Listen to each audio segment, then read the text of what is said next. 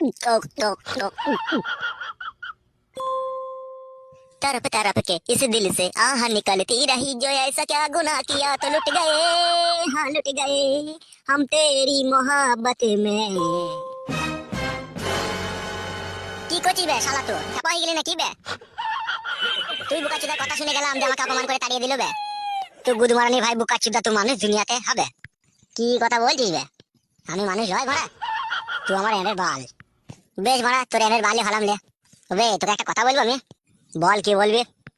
দাঁড়া একটু এখানে বসিয়ে দিয়ে বলছি। হ্যাঁ, ওদের দুই স্বামী স্ত্রীর মধ্যে বুঝলি একটা গন্ডগোল চলছে বে। তা আমি কি করবো বাড়া, ওদের গন্ডগোল চলছে তা।